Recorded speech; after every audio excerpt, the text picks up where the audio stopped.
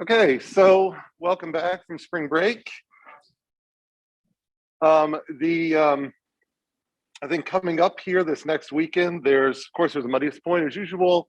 There's the Concept Check 5 and Muddiest Point 4 are coming up here. And then your member, so those are, I think, all due on Sunday. And then I think I do on Saturday, your team member elections. So I think about half the teams have been submitted already, and some people have submitted their kind of one-line choice for what they're going to be doing.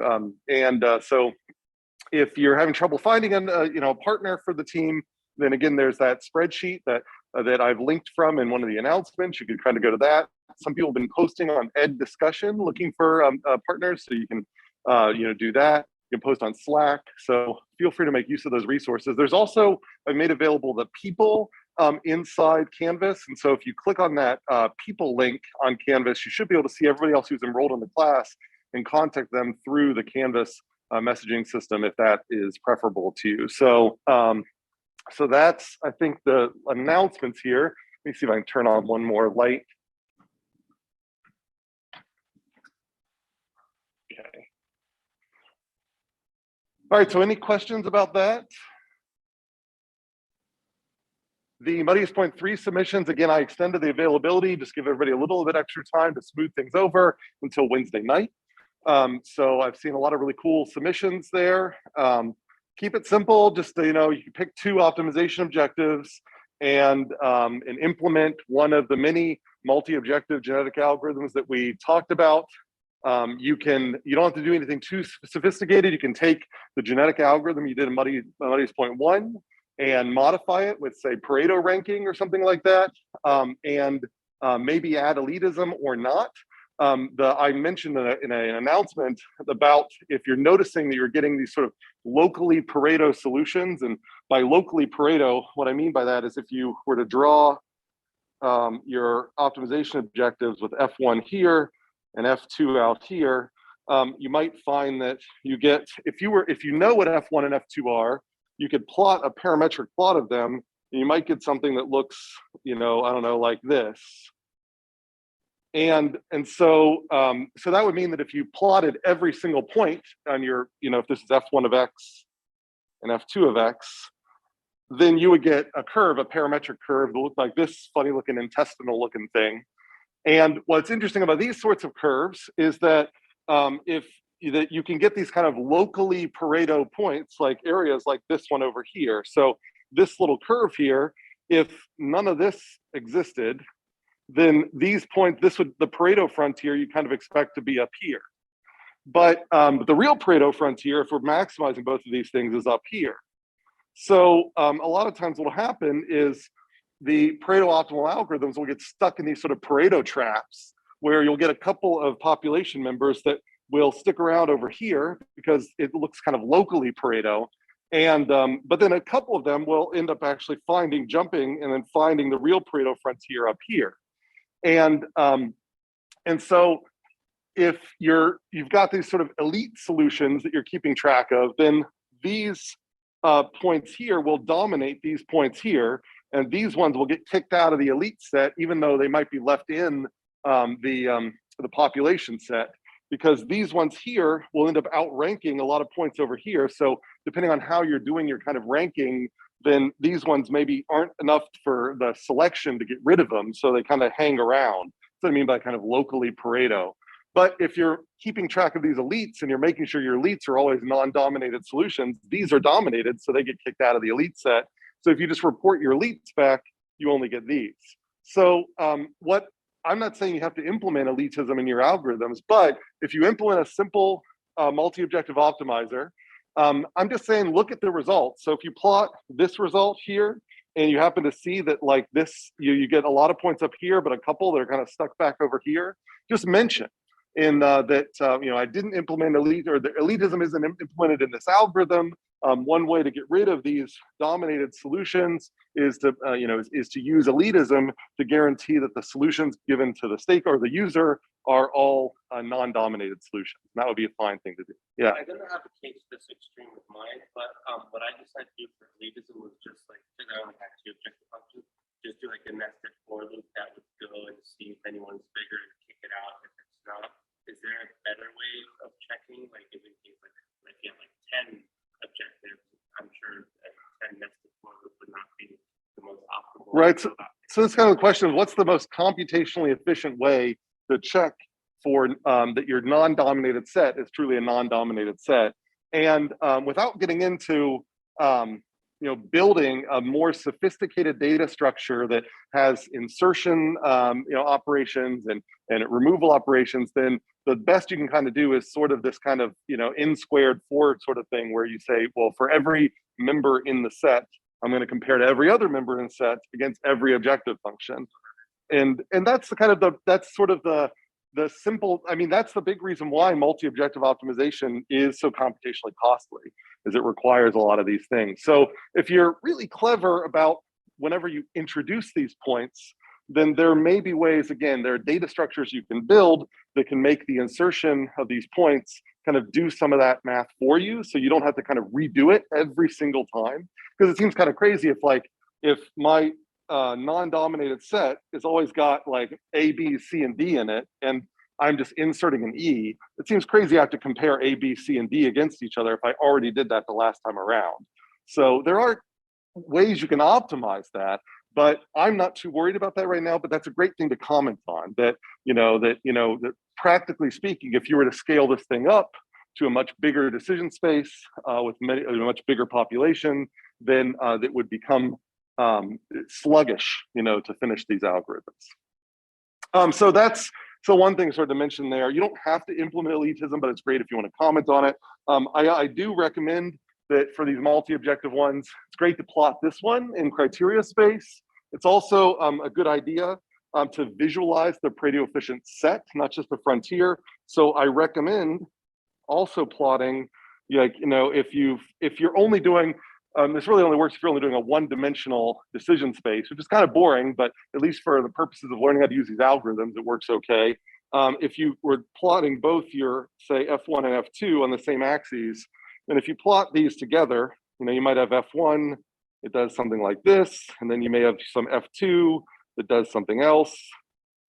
And so then the idea here, it'd be great if you were to plot then, either indicate on the x-axis where your Pareto-efficient set is. So we could say that, for this one, I don't completely know, but let's just guess that it's, this region here.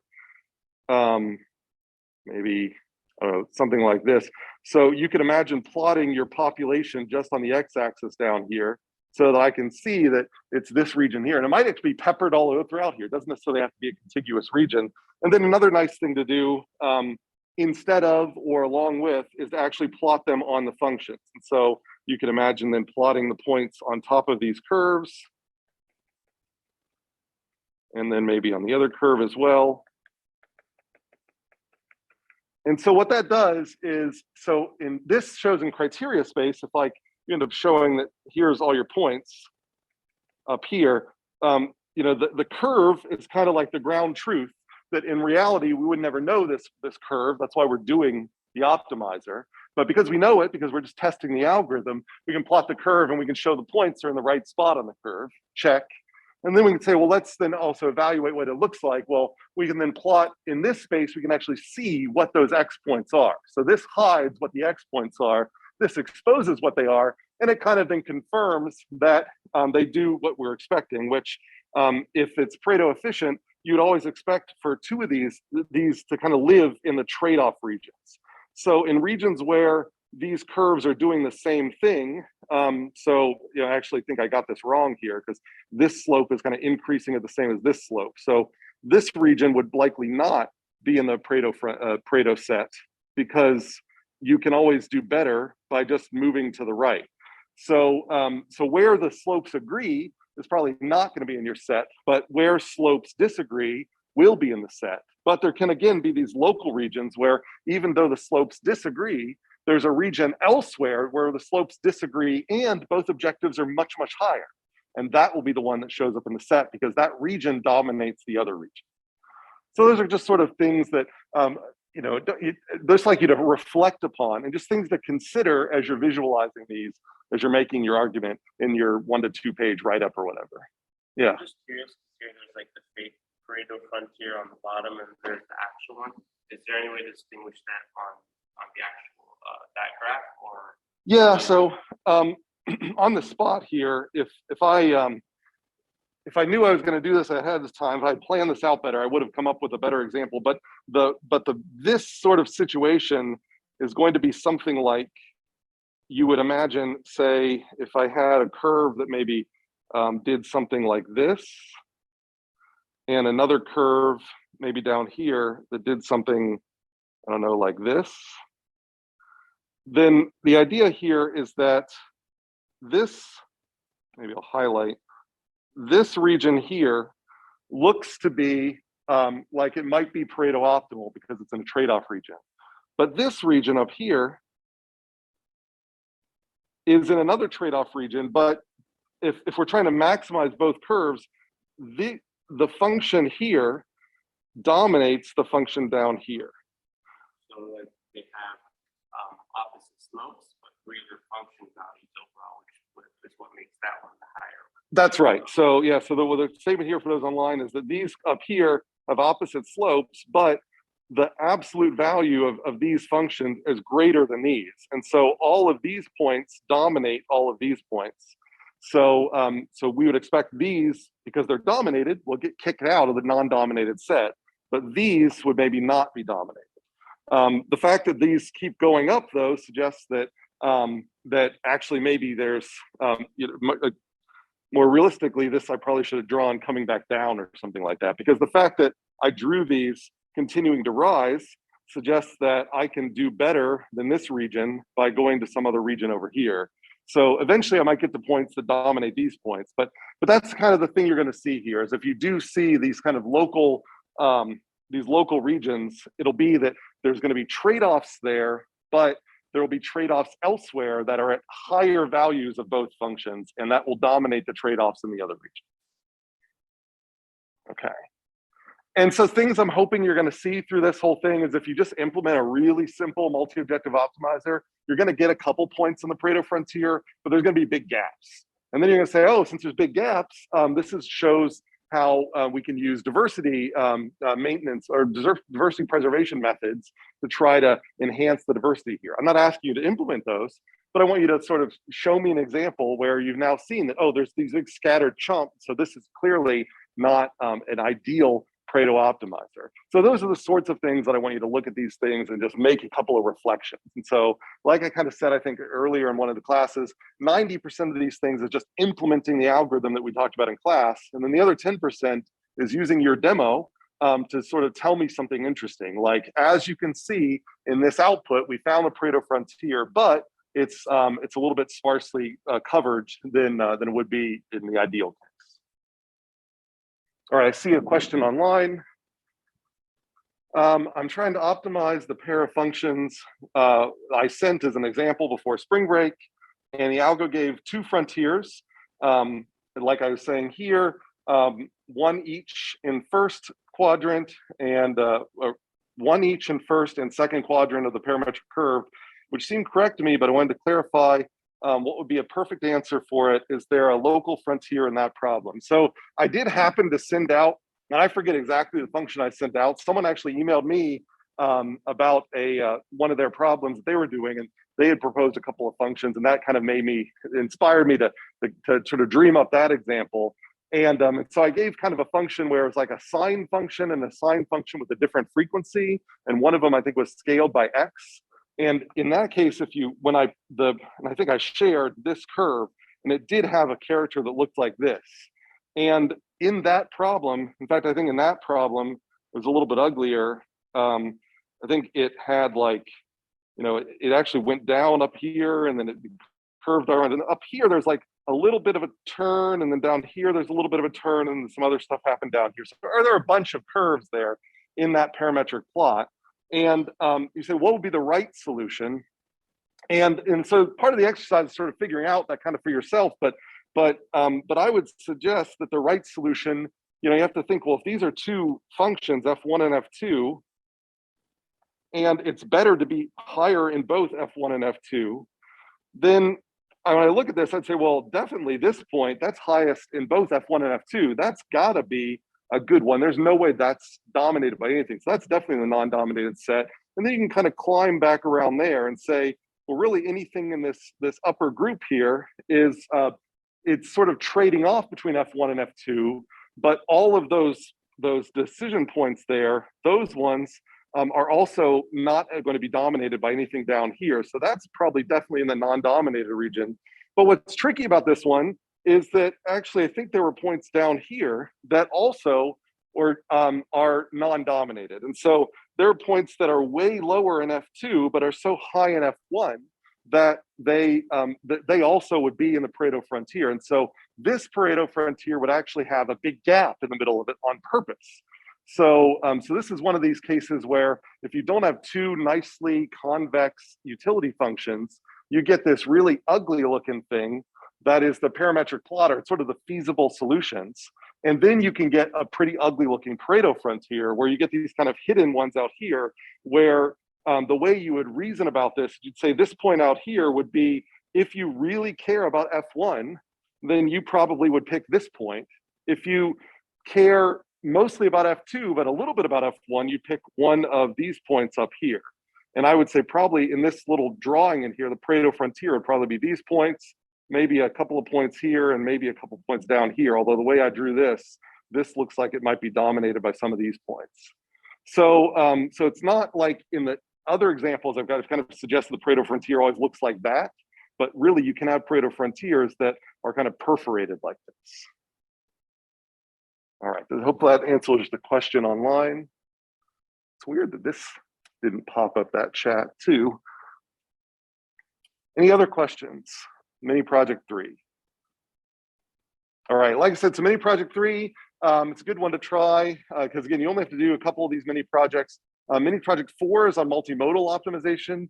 It's maybe even more sort of straightforward than mini project 3 because it only involves one optimization objective, but you want to pick an optimization objective with lots of points, and then you'll probably want to then show off an algorithm that makes use of fitness sharing or something like that, that really shows like, it'd be cool for mini project 4 to implement an algorithm with and without fitness sharing. And then you might find that with fitness sharing, you get clusters of points on every optima. And without fitness sharing, they all suck into one optima, which may or may not be the global. And that would be a cool demo, something like that. All right, so any other questions about mini projects, whatever? I see a response online. Okay, good.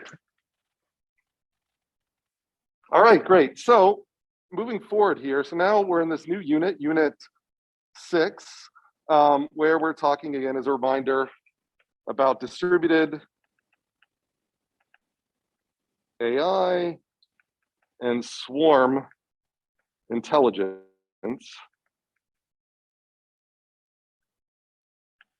We're mainly focusing again these kind of optimization examples here. And the big difference here between the algorithms we've seen so far, the algorithms seen so far have not been inspired by entities that have a lot of their own local intelligence. So even when we talk about genetic algorithms, we're not, even though we're talking about the evolution of living things, we don't actually care that those living things are doing anything particularly computational. We just care that those living things can be evaluated as being good or bad, and we can reshape the population of those living things. So we look at the population, we say, you're good, you're bad, the bad ones we get rid of, the good ones we amplify. Similarly, with simulated annealing, it's just, it's a state of matter, and this state of matter is lower energy than this state of matter, and so we hang around that state a little bit more. We're not actually talking about things that are sort of, we're not inspired by things that are individually making any decisions. Now in these set of algorithms, we shift our focus to the inspiration on things that are making those types of decisions. And so we start thinking about things like ants, like bacteria, and like flocks of birds. I see a question that came up online.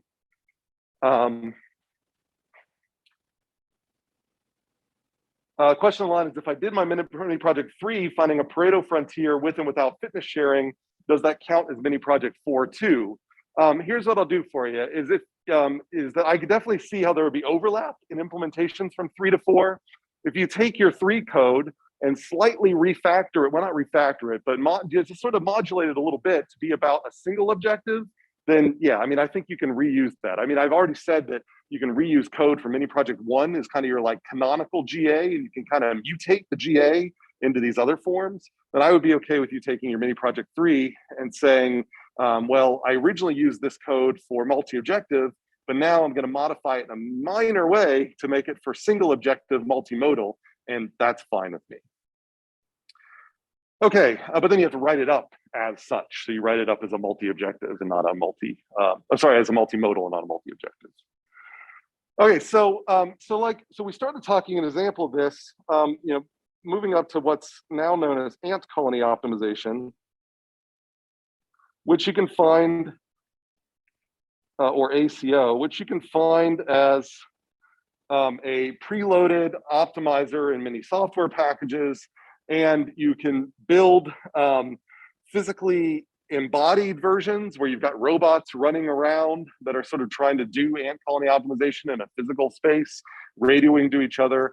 I've actually even seen robots that lay alcohol trails on the ground, and they are actually be able to sense where there's higher alcohol concentrations, and so they actually are using, a sort of mechanical version of pheromones. So ant colony optimization was built for originally for discrete optimization. So in other words, combinatorial optimization.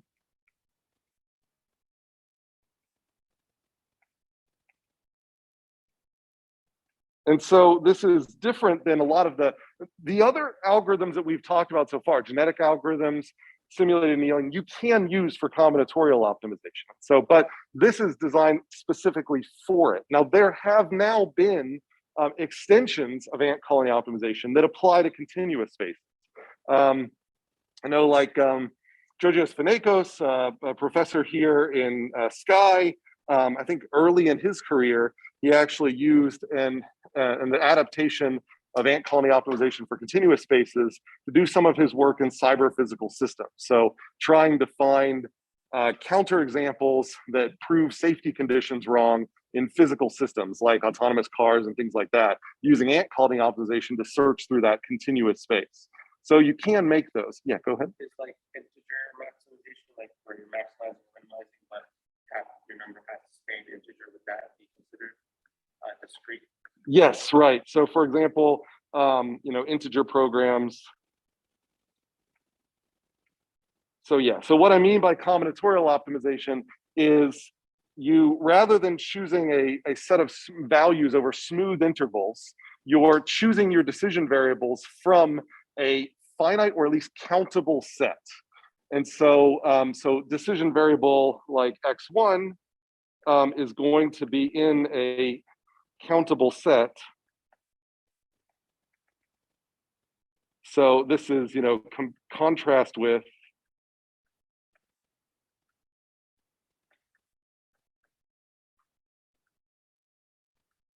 a continuum. So there are finite, so at least for ant colony optimization, we're going to assume there are finite options. So let's say here, at least for simplicity, assume finite options for simplicity in ACO. All right, so that's kind of the problems we're handling here. Now, so ant colony optimization, it's kind of originally dreamed up by someone who's still pretty influential in the metaheuristic world, Marco Dorigo, who it's in Europe. Actually, one of his grad students was a postdoc in my lab once upon a time. So Dorigo, early in his career, dreamed up ant system. which shares all of the sort of salient bio-inspired features of ant colony optimization. But as I'm going to mention here again, after he sort of dreamed up ant system and they tested it on sort of standard combinatorial problems like the traveling salesman problem, turns out that there were that it didn't actually perform that well relative to standard off-the-shelf methods that you find in operations research to solve the TSP and so on. So so Dorigo and a collaborator, maybe a grad student at that time, actually then added to ant system a bunch of pragmatic things like elitism and things like that, like we've been talking about with Pareto optimality, and that ended up bringing ant systems performance closer to the performance of other optimizers out there, making it competitive. And that's modern ACO is really ant system with all of these little modifications, where these modifications really aren't bio-inspired, they're just practical. So I'm covering sort of the basics of ant system, and I'm just going to sort of do a hand wave over some of the modifications of ant system that turned it into ACO. Because when people talk about ACO, what they think about is ant system, and then the rest of it is just practical stuff. So so we talked, I already kind of started to introduce this last time. So the idea behind ant system, which again, this is the prototypical sort of prototype of ACO, is that you take all your decision variables and you think of them as kind of steps farther away from an ant nest. And so you imagine ants are foraging. So you imagine you've got kind of an ant colony here. And that ant colony is trying to get to food over here. And it's got multiple paths that it can take to that food. And they want to find the shortest path to the food. And so they could be walking over. There are ants like these little cute turtle ants that you find in Central America that walk on tree branches. And so in that case, an ant actually can't choose over continuous space where to walk. It comes out from they live in little cavities. And so you can imagine coming out of your cavity on a tree trunk. And then at that point, you can only go up the tree trunk, and then you hit a branch. And you can either go that branch or you can keep going up the trunk or go another branch. And then that branch branches again. And then eventually it kind of flirts with the branches of other trees. And then you can choose to go in there. And so you imagine there's a bunch of these discrete options you can make as an ant to say, do I go left or right? Do I choose one of these 5 branches? Which one do I choose? And so eventually they find a food source, and they would like to choose the shortest path so that they can get that food back to the nest as quickly as possible. That's kind of the picture that we're having here. So pardon me, sorry, so it's like a neural network, like the actual path that it takes, or the collection of paths like that. You can think of it as a network. So I don't want to go as far as say as a neural network, because it's kind of loaded on what we mean by synapses and things like that. That stuff we'll get into in a future unit, but it is like a network. So it's almost as in there are ants, again, like these cephalotes turtle ants in South America or in Central America that find the optimal subgraph of a graph. And so you've got a bunch of different ways to get from point A to point B across this network of nodes, and you want to find the shortest path across that network.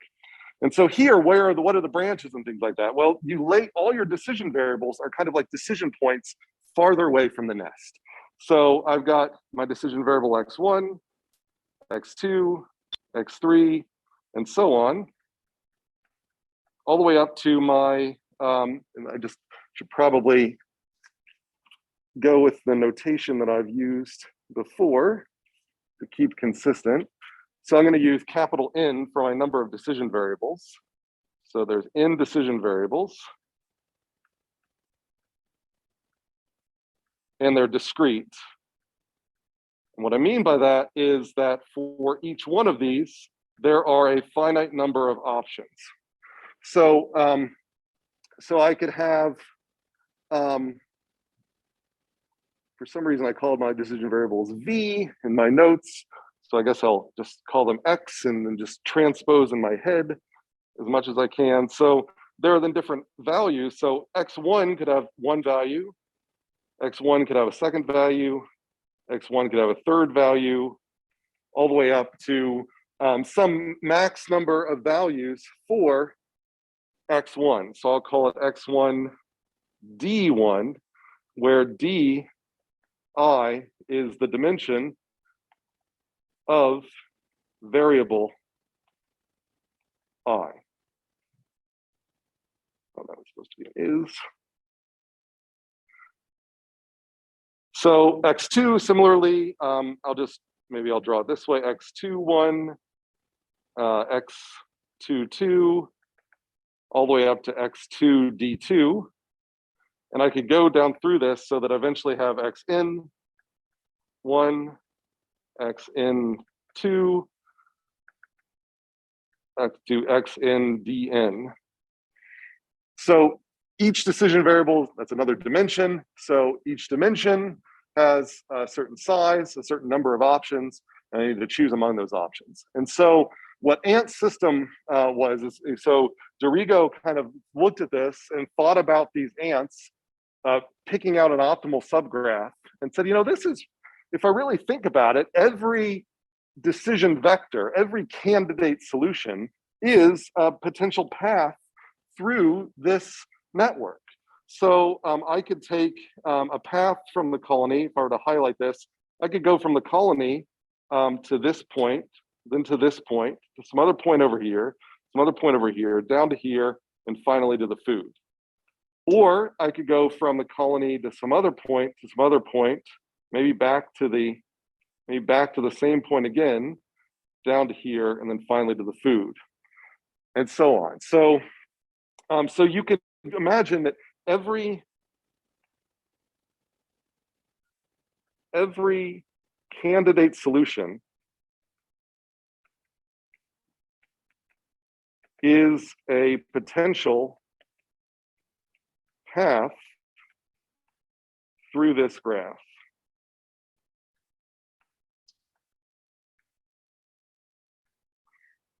And if you do want to make connections to neural networks or whatever, if you thought about these as hidden layers, again, we'll talk about all this, define what the heck I mean by this. If you're not familiar with this terminology, then you can think of each one of these as layers. They potentially are fully connected layers, but we're trying to sort of sparsen the network by just creating these single paths. So each one of these could be connected to each one of these, but we're just finding this sort of sparse path all the way through. So each one of these paths, what Dorigo sort of realized is that each one of these candidate solutions can be evaluated in terms of a fitness function. So you can say, well, I've got some function f, and I've got my vector x here, which evaluates the quality of the candidate. Well, similarly, if I'm thinking about ants in physical space, the quality of their discrete choices is like the length of the path. And so, so the idea here is that if maybe there is some way for us to equate the length, to the quality in our virtual space with the kind of length of these paths in the physical space. And so where we can somehow shrink the distance between things if it's a high quality solution that makes use of it, and expand the distance between things if it's a low quality solution. Yeah. That x vector representative all the x's in this matrix, or is it just a single x for each row? Well, that x vector is meant to be, so each one of these is thought to be a scalar. So these are my scalar decision variables. Like the x1, x2. Yeah, so these are scalars. And then my x vector is just meant to be all of those combined into a vector. All right, so that's kind of the idea here. As he said that I know ants lay, how do ants work? And they said, well, ants lay pheromones. Well, in his sort of conception of that, so not all, like I said, I want to qualify this to say that not all ants do this. But the ants that you often hear about in kind of, Bio 101, the kind of cartoon version of ants is kind of what this is based off of. And the way they kind of it's kind of an oversimplistic description, but the way they work is that as they move from along a path, if an ant were to go along a path and find food, then she will go back along that path, laying pheromone, potentially in proportion to the quality of this food. And so she will lay some pheromone along this path. Now, if ants leaving the colony don't see any pheromone concentrations in front of them, it's just everything smells like air, then they'll just randomly choose which way to go. Or they'll go based on their memory or some other cues. But if they smell a strong concentration, then they will then go more, they'll be more likely to follow that concentration than another path. And so what Dorigo said is, well, if we somehow could use that same type of reinforcement. So we basically take a path, so we form a decision vector, and then when we hit the food, we're like evaluating that decision vector in terms of F. And then based on what we get out of that, that tells us how much pheromone we lay down on this trail. And that amount of pheromone will then cause some other ants to take segments of this path more often than they would otherwise. And so gradually, as you get higher and higher quality solutions, then you'll get more and more reinforcement on these paths, leading more and more ants to take that solution, and they'll stop it. So you get less exploration and more exploitation. So that's kind of the idea here. So how does that end up getting implemented? And by the way, this idea is one that people will label stigmergy, is the fancy word for it in swarm intelligence. And so stigmergy we can view as a coordination through modification of the environment.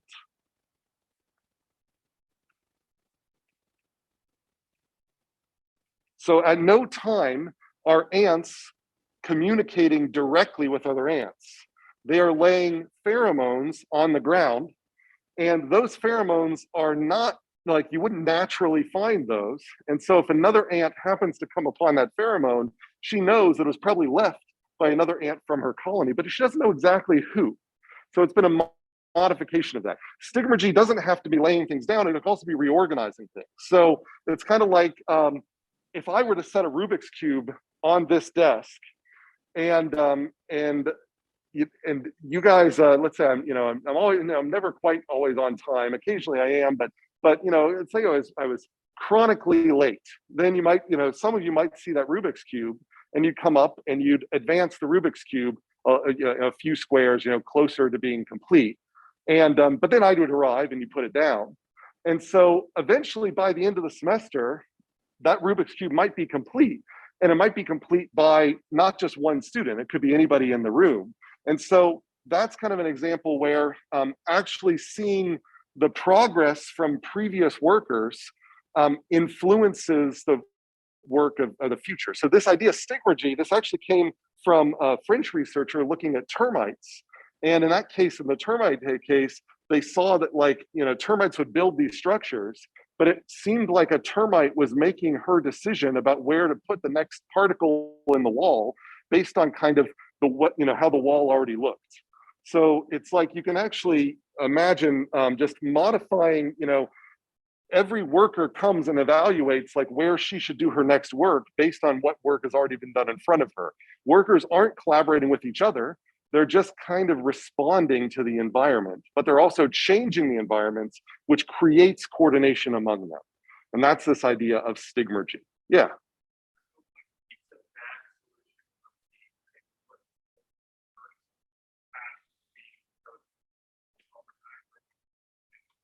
So it's a great question, is what keeps a bad solution? In other words, what keeps the first solution found from being reinforced and just taken? And that's a great question.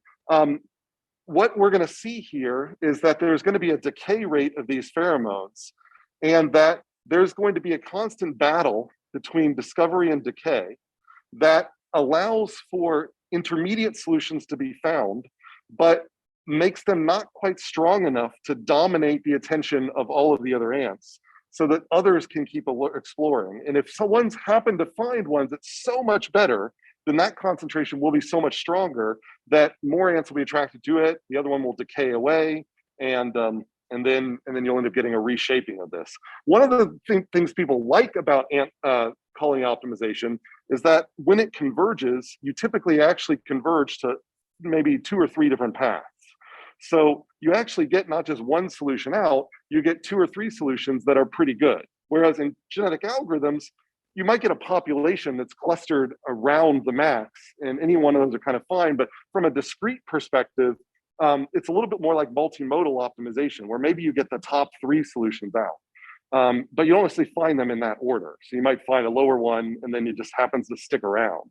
But we have to tune the decay rates and the deposition rates carefully, because if we deposit way too much and we decay way too slowly, exactly what you said will happen. All right, any other questions about this basic framework? I see some questions online, or at least one. So there's a question online, how does this differ from reinforcement learning?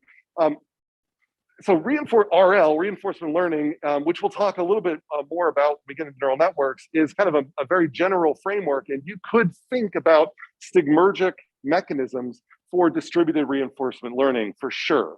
So we haven't talked about reinforcement learning, but reinforcement learning basically is how an agent can manipulate its environment, learn from those manipulations, and then change its next actions based on that. Reinforcement learning generally, usually the agent has more of an idea of what's right, and the agent is really more concerned about what that agent is doing and wants to optimize that agent's behavior. In this case, it's still kind of like that, but there's this kind of more distributed feature, and the agents aren't like, usually when we talk about reinforcement learning, we talk about an agent updating a map in its head for which actions are correct and incorrect. Here, the ants aren't really, these ants are memoryless. Like each one of these individuals is just responding to her environment. So this is a little bit like reinforcement learning, where you're actually painting the action space in the physical space. It's as if it's instead of a reinforcement learner being plastically deformed, the reinforcement learner plastically deforms the environment around her and then uses that to make her next action. So it's like distributing your memory into space as opposed to actually updating a table in your head. And so we'll get to more about RL later, but I do think it's a great connection to make, is that this definitely has a strong relationship there. The other question online, what happens if a new, richer source of food pops up over time? Will it be caught in a trap? Traps is in fixated on what used to be the best source, but not anymore. Great question. Ant colony optimization is designed for static optimization problems. And so it's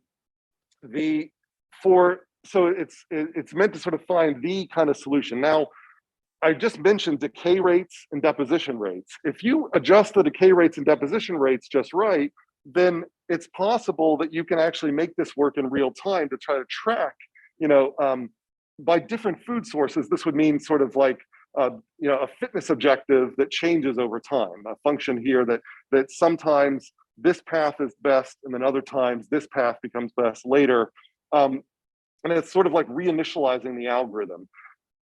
Ant's system is a little too slow to really be designed for tracking, but you can modify it a bit.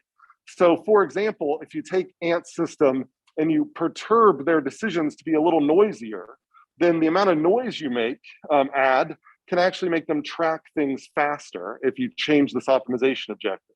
But you'll, if you go back to a static problem, then they won't end up converging to one solution as readily as they did back when they weren't quite as noisy. So, so that idea of tracking is sort of a tangential subject here, but it's definitely a good one. And ant colony optimization can do some tracking. You might have to modify it just a hair to make it really work well, but it's really designed for static.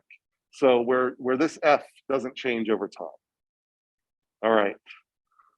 So I'd like to get into the kind of the guts of this, but any other clarifications? I don't see anything new there. Okay. So how do we end up doing this? Okay. So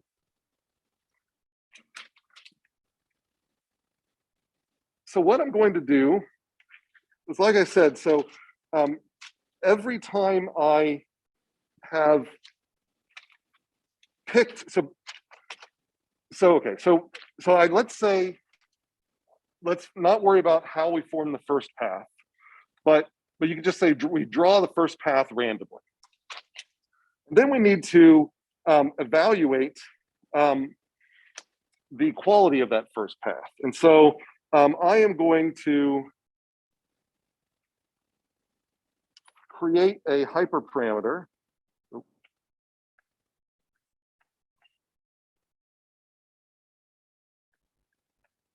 Q, which is a quantity, we'll call it a max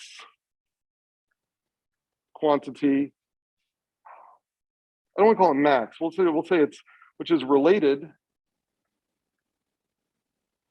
to the maximum amount of pheromone laid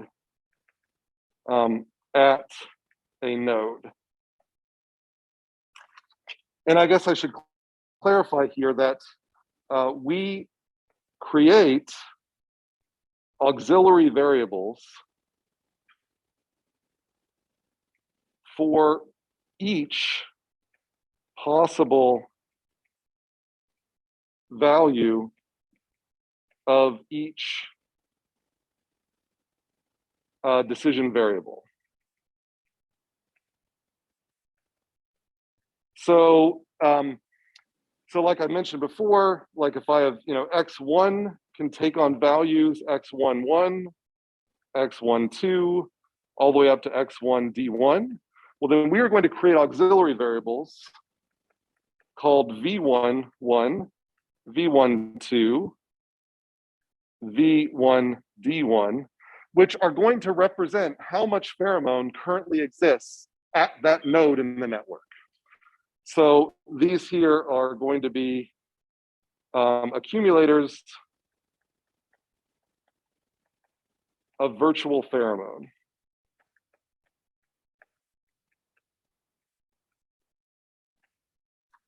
All right, so we have now that we've assembled a whole path and we've evaluated the fitness of that path, that decision vector, we need to figure out how much to add to these accumulators.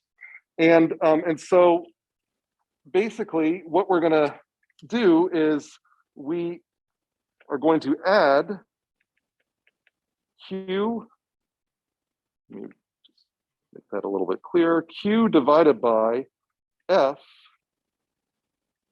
of my X vector to every, and I guess I'll make this xj, considering this is ant j. So this is, I'll write this in a second. So, well, okay, so xj is path of ant j.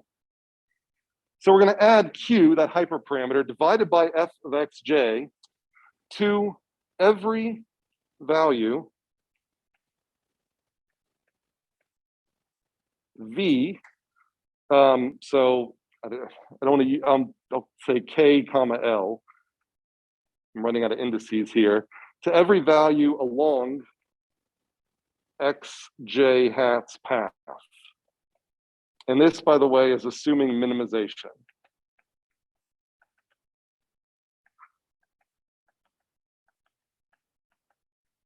Of f. All right, so we can think of f as an analog for path length, or f as an analog for, so it's something you want to minimize. So we're saying that we found some food source, q, and it has a particular quality, and so that's a hyperparameter we can set. And we evaluate how long the path is. And by how long the path is, I mean, we just take the x vector that comes out of the path, run it in the optimization objective. And if that optimization objective is giant, which is bad, we're going to divide q down by a lot. If that optimization objective is small, which is good, we're going to divide q down by not that much. And then whatever we end up getting out of there, that is going to be added to each one of these nodes. along all of the path. Okay, and so that's how we add these pheromones. And then we are going to, and I'll write one expression that captures both of these elements here in a second. So that's the first thing we do here. And then the second thing that we do is we have to then decay. So we want to decrease the concentrations by a fraction. So then we also decrease concentrations at every node by a fraction. And that's my decay function. All right, and so I can put both of those together into an expression here where, yeah, I'll just write it that way. So together,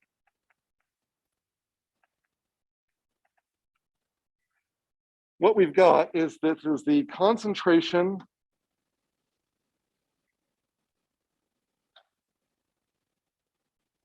this here is the next concentration at V, I, comma, D. By the next, I mean at the next time step. So in other words, at next time step.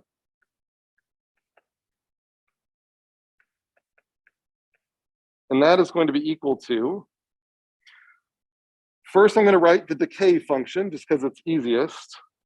1 minus rho times the previous. So that's our decay. And then I'm going to write the reinforcement. And so this reinforcement is going to be added up over all of my m ants. So I'm going to do the sum from j equals 1 to m of this delta C I j comma d. And so this is for reinforcement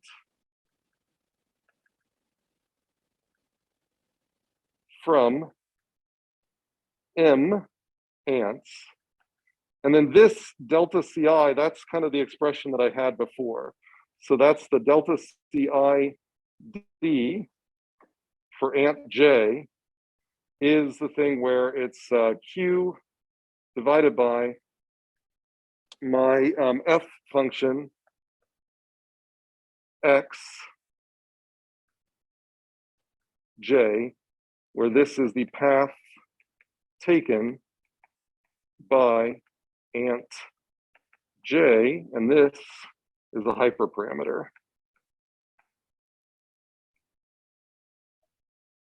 And that sets up the dynamics of these pheromones. We haven't set up the recruitment dynamics yet. That's the next step, which will be, I think, easier than to look at than this.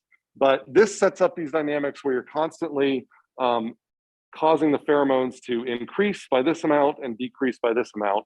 I should also, I guess, say that this rho is a hyperparameter as well. So rho is going to be between 0 and 1. All right, so any questions about this formulation here? Just decay and reinforcement.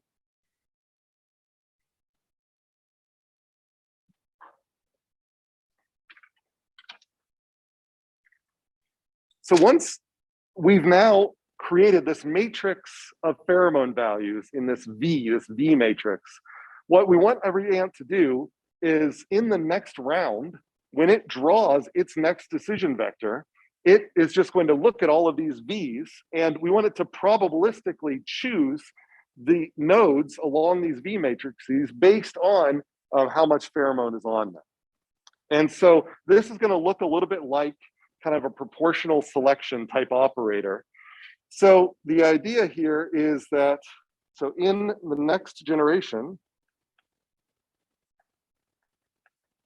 I'll say next iteration, I could say iteration or generation.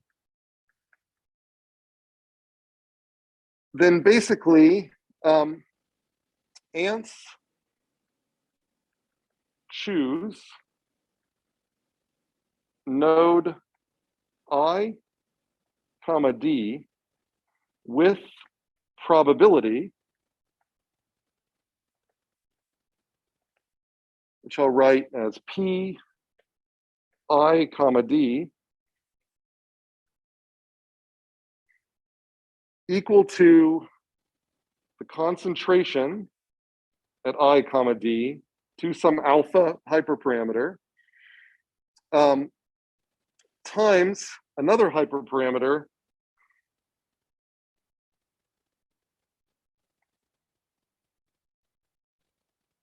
which we'll see in a second here, divided by this kind of normalization here from K equals 1 to the number of dimensions for this variable.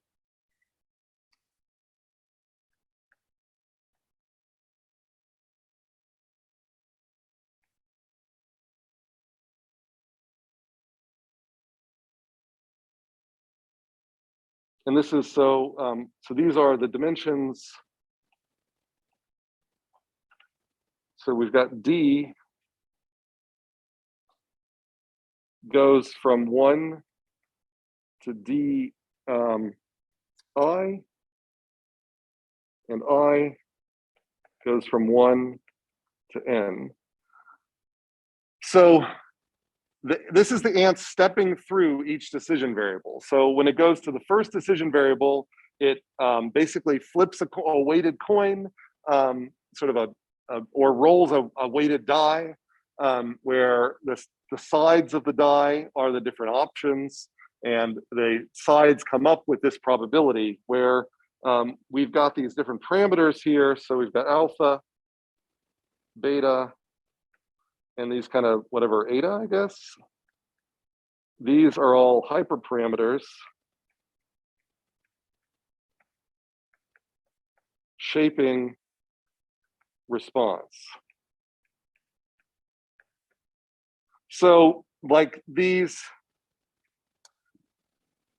so like, so what do I mean? So like this here, you can, these are a little bit like similar to Bayesian priors or Bayesian priors.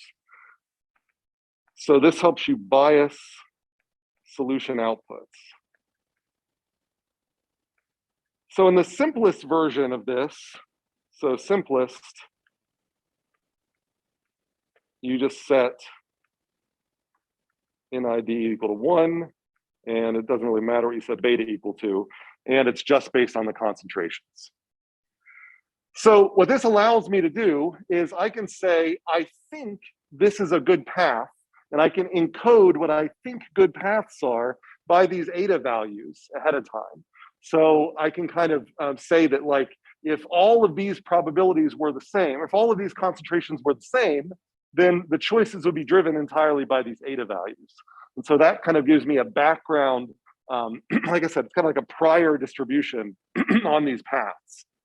But then over time, if I get really good quality solutions on another path, then I can actually then defeat the strength of these by the concentrations becoming very strong. Now, if I don't know ahead of time, then these guys just fall off, you cancel this stuff out, and it's just this thing here. So the simplest case is, I'll just sort of maybe put a dash around here. And this is sort of the simple case.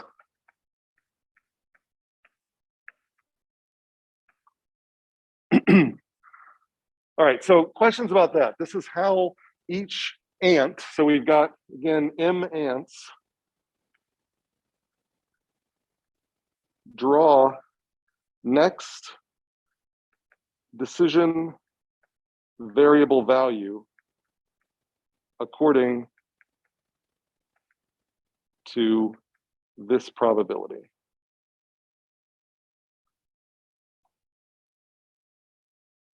I see a question online.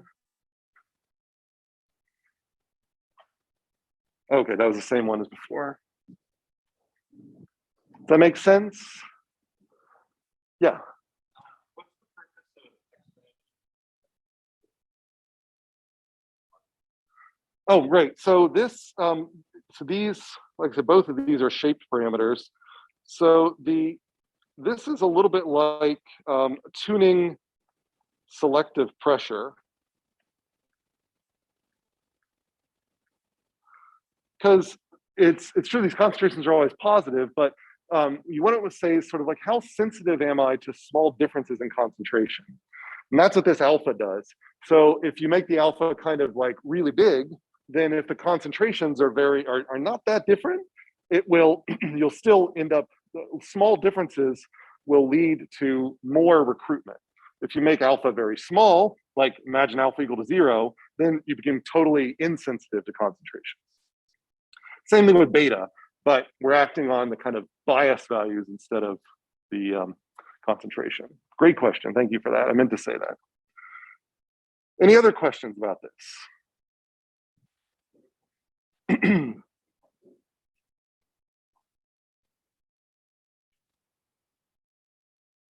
All right, so I do have some sort of pseudocode here, but I don't think I'm going to go through it.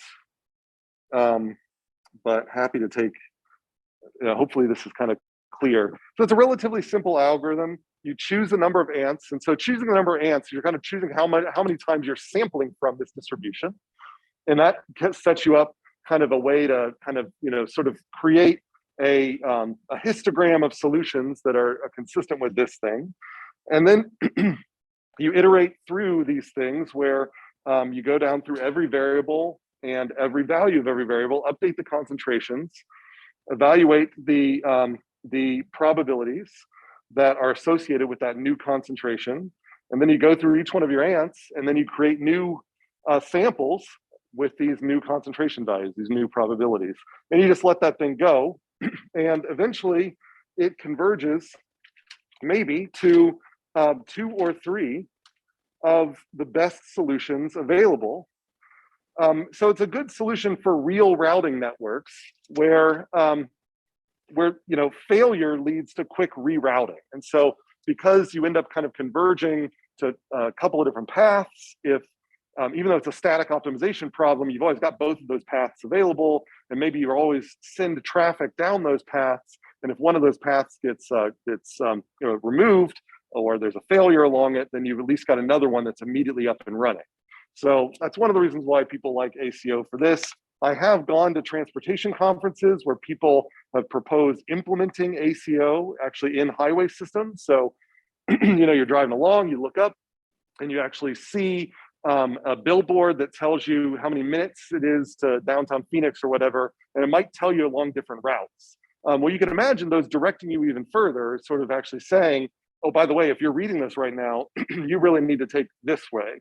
And if you're reading this right now, you should take it this way. Or you could actually, I think it would probably be cognitively not so great, but you could put percentages up there. Like, we think there's a 75% chance you should go, should take Elliott, and there's a 25% chance you should take Ray Road or something like that.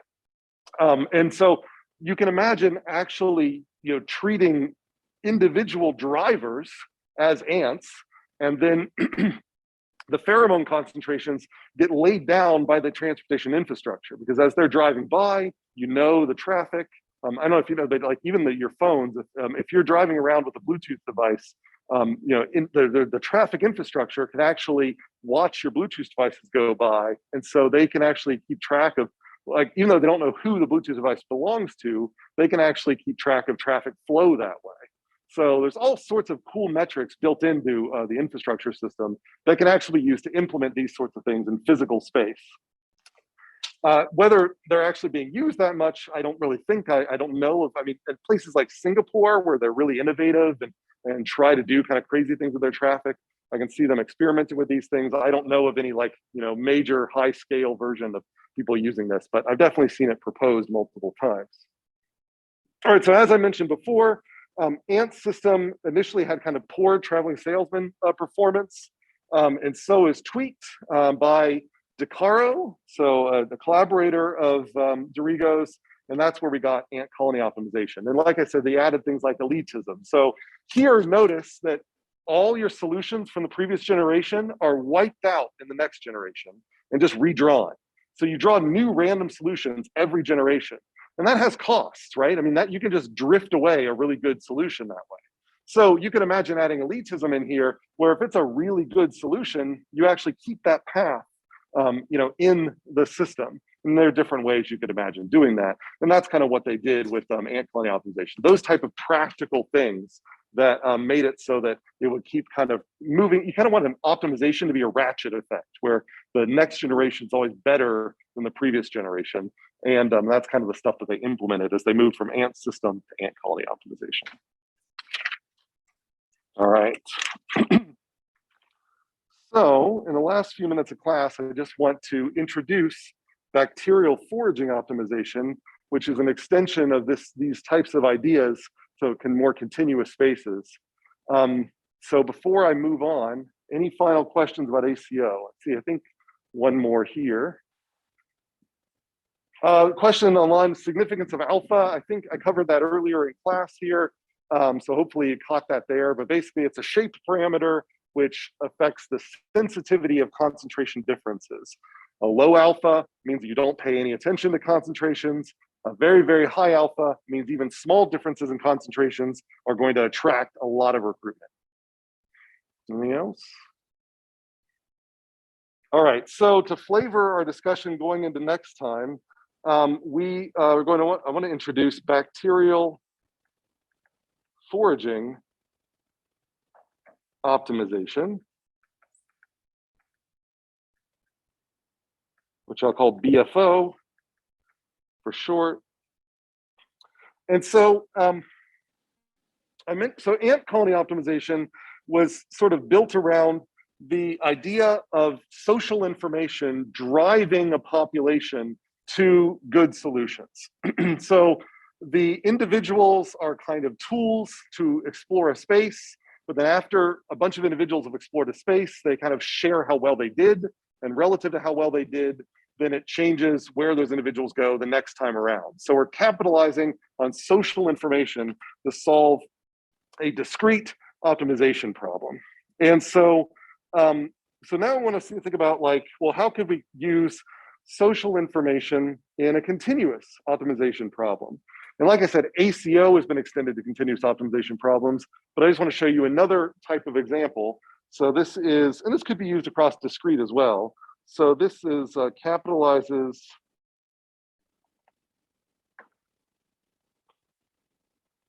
on individual exploration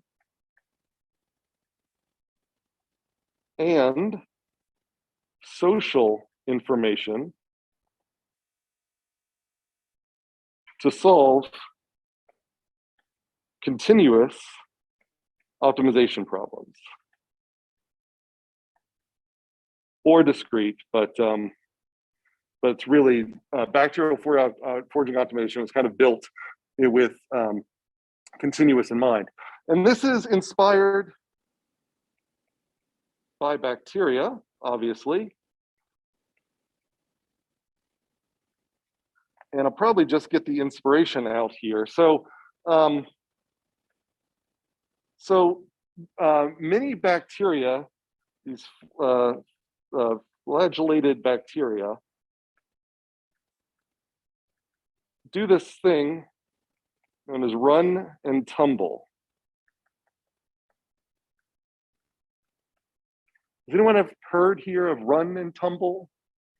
This is kind of a thing that comes up, sort of one of these well-known examples from microbiology. And so the basic idea here is that in each one of these bacteria, and the particular directions here are not going to matter that much, but they've got these little flagella, these little tentacles coming out of the back ends, and they're like corkscrews. And so you can twist the flagella one way or another.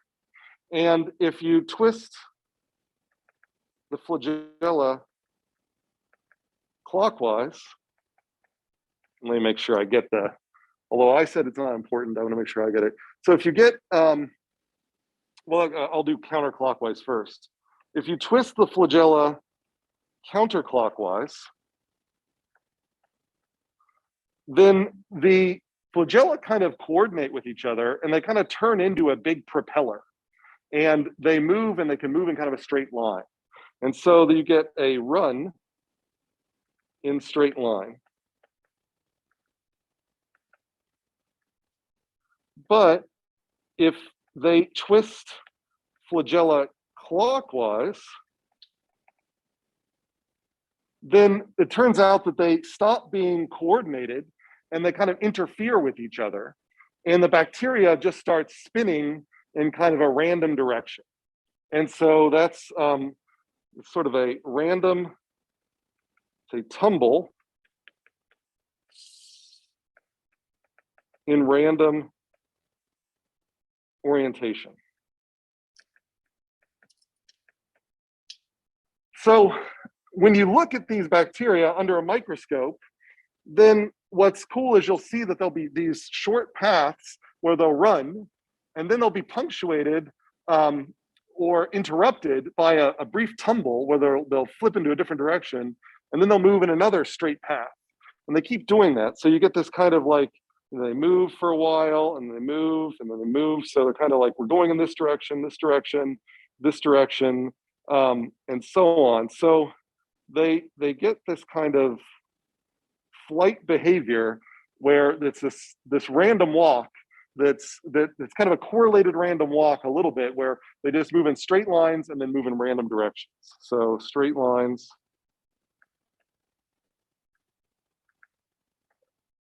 and random reorientation.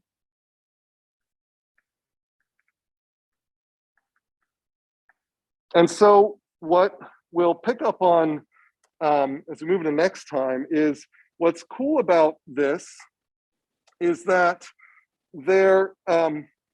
what they find is if you look at a single bacterium, you can give them a food concentration. So basically you can put like in a petri dish, you can put a big chunk of food, and it creates, and if you let it diffuse, it creates this nutrient concentration that is kind of going downhill from the center here. And so if you inoculate, if you put a little bacteria here and then watch that bacteria, then it turns out that most of its runs will be toward the food, and most of its tumbles will occur when a run has started to move against the upward gradient.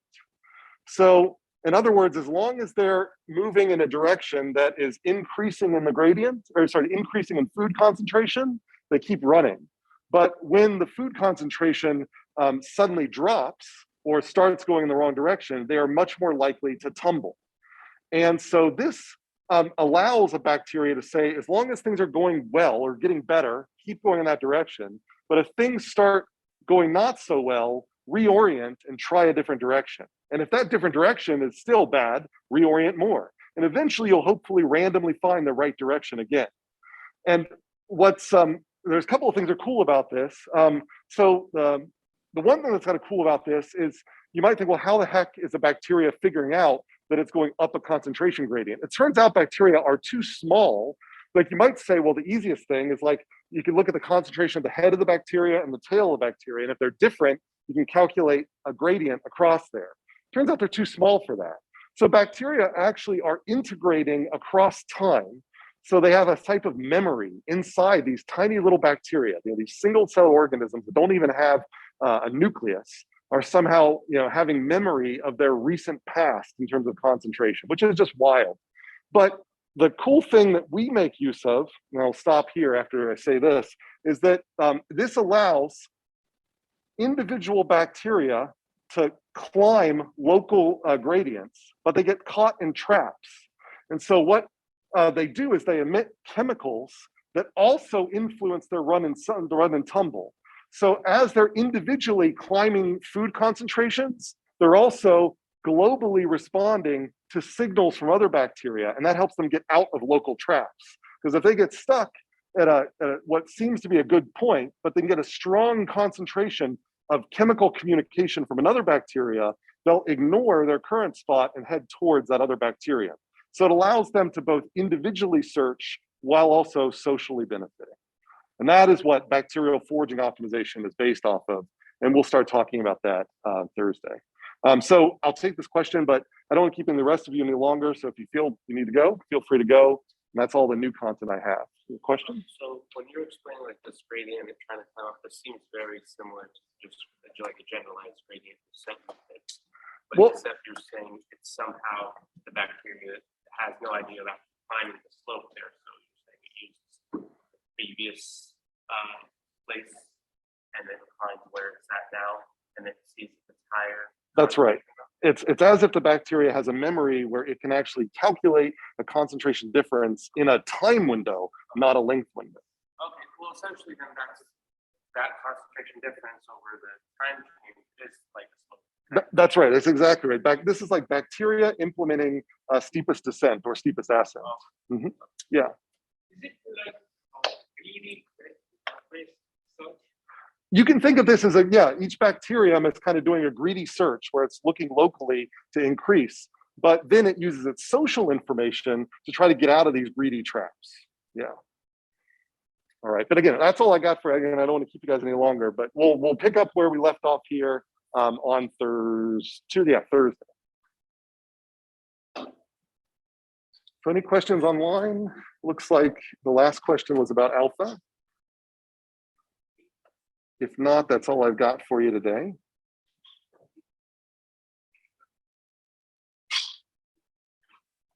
All right, well, in that case, I'm going to end the recording. If anything comes up, you too, feel free to send me a note.